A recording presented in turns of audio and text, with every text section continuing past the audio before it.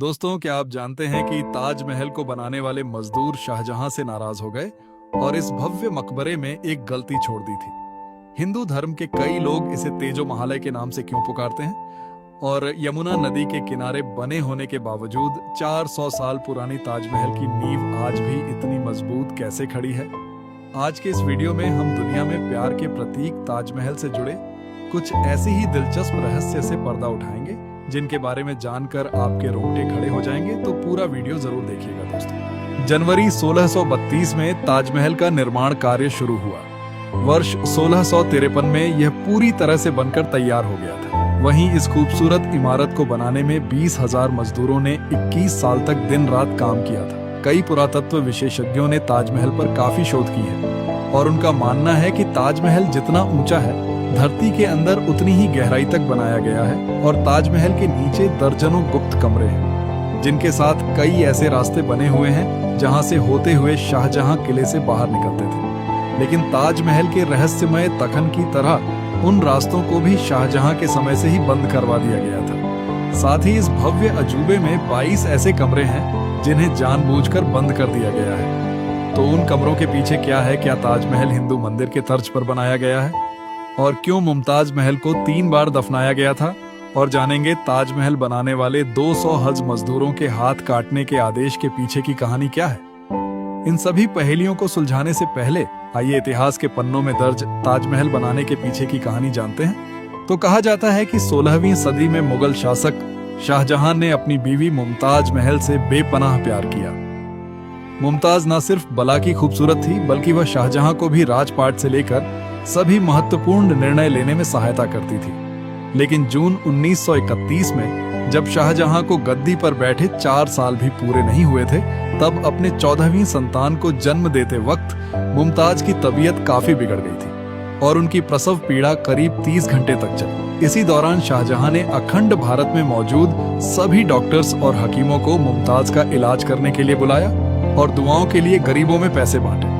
लेकिन 17 जून 31 के दिन मुमताज महल ने इस दुनिया को हमेशा हमेशा के लिए अलविदा कह दिया। शाहजहां के बारे में लिखने वाले बताते हैं कि उन पर अपनी प्रिय बीवी की मौत का काफी बुरा असर हुआ और पूरे 1 हफ्ते तक न वह अपने कक्ष से बाहर आए और न ही उन्होंने राजपाट के किसी काम में हिस्सा लिया। उन्होंने संगीत सुनना, गाना और अच्छे कपड़े पहनना सब कुछ छोड़ दिया। अगले 2 सालों तक उसके बाद हर बुधवार को, जिस दिन मुमताज का निधन हुआ था, उन्होंने सिर्फ सफेद कपड़े ही पहने। लगातार रोने की वजह से उनकी आंखें कमजोर हो गईं और उन्हें चश्मा पहनने के लिए मजबूत होना पड़ा। मुमताज के लिए उनका बेपनाह प्यार इतना सच्चा था कि वो दुख, दर्द और पीड़ा में शारीरिक रूप से भी कमजोर होने लगे। उदाहरण के रूप में इस घटना से पहले उनकी दाढ़ी और मूंछों में इक्का दुक्का ही सफेद बाल हुआ करते थे, जिन्हें वो अपने हाथ से तोड़ तोड़कर फेंक देते थे। लेकिन कुछ दिनों के भीतर उनकी 1/3 दाढ़ी सफेद हो गई। इस समय उन्होंने राजगद्दी छोड़ने का भी मन बना लिया। फिर उन्होंने यह सोचकर ऐसा नहीं किया कि बादशाहत एक पवित्र जिम्मेदारी है जिसे निजी परेशानी के कारण नहीं छोड़ा जा सकता। साथ ही उन्हें अपनी बेगम मुमताज की आखिरी इच्छा भी पूरी करनी थी। दरअसल मरने से पहले मुमताज ने शाहजहां से कहा था कि उन्होंने अपने सपने में एक ऐसा सुंदर महल और बाग देखा है जैसा इस दुनिया में कहीं नहीं।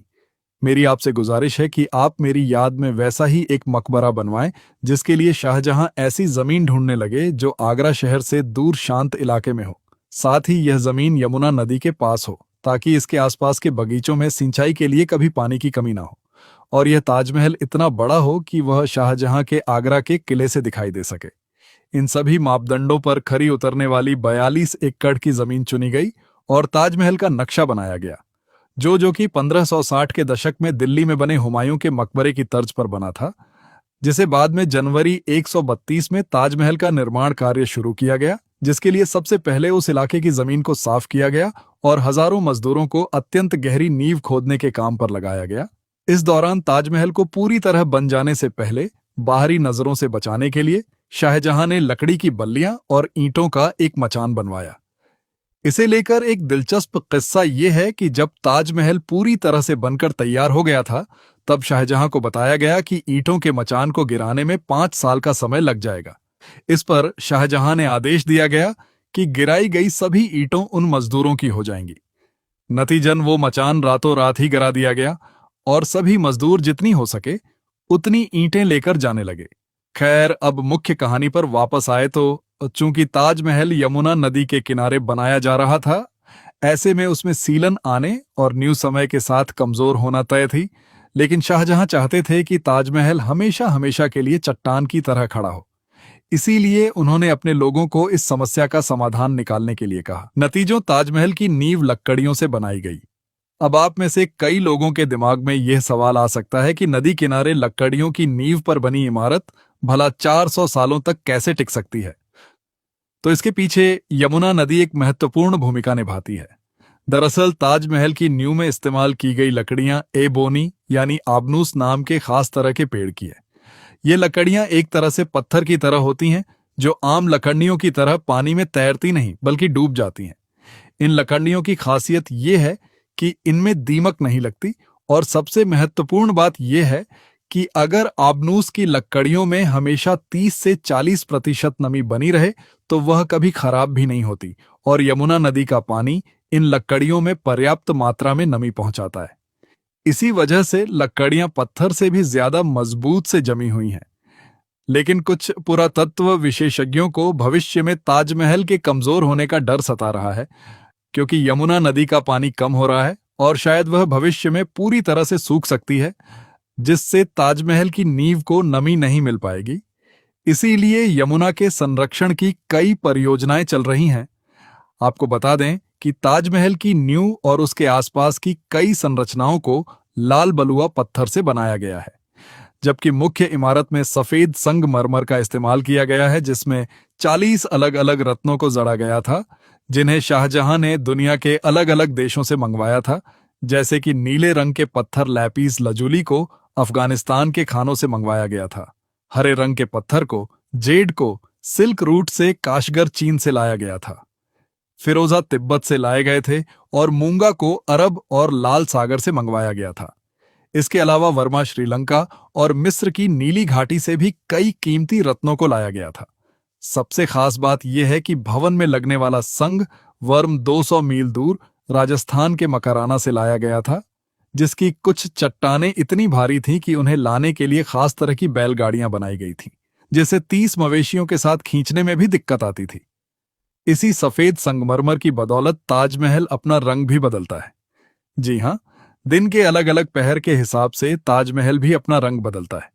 सुबह देखने पर ताजमहल गुलाबी दिखता है, शाम को दूधिया सफेद और चांदनी रात में सुनहरा दिखता है।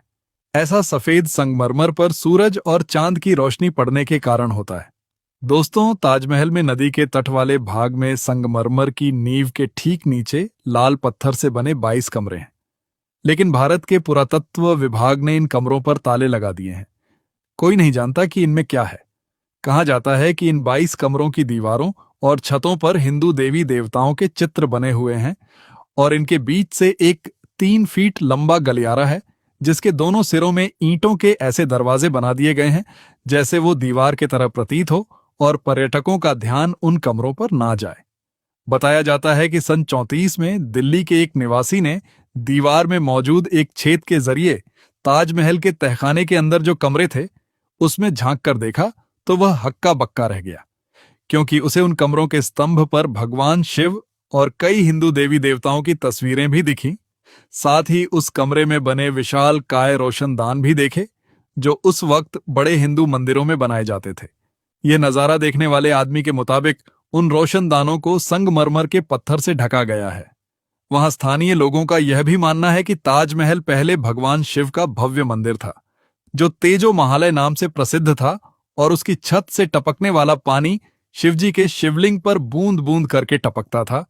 इस मंदिर को समुद्रगुप्त ने बनवाया था, लेकिन फिर मुगलों ने भारत पर कब्जा किया और करीब 36,000 हिंदू मंदिर तबाह कर दिए, और कुछ मंदिरों में कुछ थोड़ी बहुत फेर बदल करके उन्हें अपने धार्मिक स्थलों में बदल दिया, और ताजमहल को भी उन्हीं में से एक माना जाता है। लेकिन इन बातों में कितनी सच्चाई है वह कह पाना मुश्किल है। ताजमहल निर्माण से जुड़ी एक कहानी यह भी है कि जब शाहजहां ने सभी मजदूरों के हाथ काटे जाने की घोषणा की ताकि वह कोई और ऐसी इमारत ना बना सके, तो मजदूरों ने इसकी छत पर एक छेद छोड़ दिया ताकि शाहजहां का खूबसूरत सपना पूरा ना हो सके। आज ताजमहल को दुनिया का 7वां अजूबा और प्यार का प्रतीक कहा जाता है जहां दुनिया भर से हर साल 70 से 80 लाख टूरिस्ट्स आते हैं और ताजमहल की खूबसूरती देख मंत्रमुग्ध हो जाते हैं। दोस्तों, अगर आपको ताजमहल से जुड़ी अनकही अनसुनी कहानी पसंद आई तो कमेंट बॉक्स में बताइए कि आप कभी ताजमहल देखने गए हैं या कब जाने वाले हैं। साथ ही वीडियो को लाइक और शेयर करके और ऐसे ही दिलचस्प वीडियोस देखते रहने के लिए इस चैनल को सब्सक्राइब करके पास वाली घंटी जरूर बजा दीजिए। धन्यवाद।